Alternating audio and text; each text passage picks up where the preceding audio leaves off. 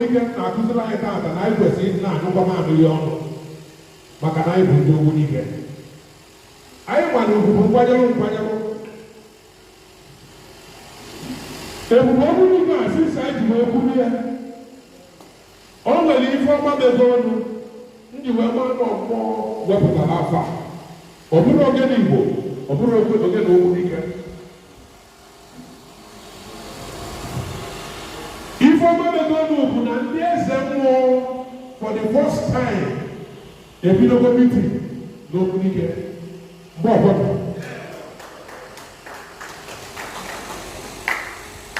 Oge ndị Ezemuo na-achọghị ịbụ ọnwụ na-aga. Ife a bụ progress. Ihe a bụ latest development that has not happened in the annal history of this great town. For once, the chief priest of all the potent deity, Ogbunike, they are together as one for their welfare, for their progress, for their well-being, for them Ogbunike. Makana ibudere Ebube Ogbunike. Ebube Ogbunike wee kpọkọ wee jikọọ ụlọ ọnụ. Unde emezimiti. Ama na ụlọ enwebugo onye isi. Ụlọ enwekwa sekretarị. Efugokwa. Nwa obere oge kịta ahụ na-ejebe ebe ego na bank Ezeani.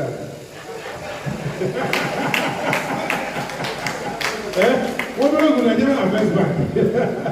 Ekele m uru. So n'ife ọma ebebekwa, Ogbunike ejikọbakọ nwebe ọnụ.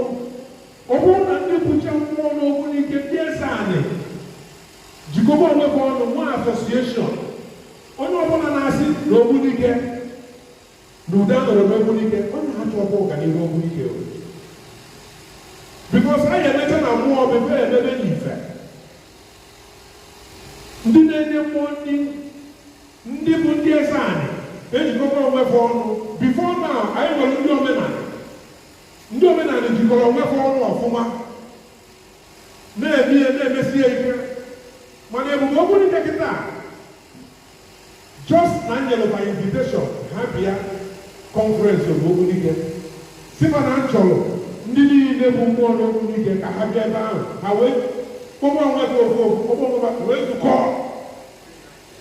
Where unite here for the first time under one umbrella. List down Humbo, how many no problem. Unumana.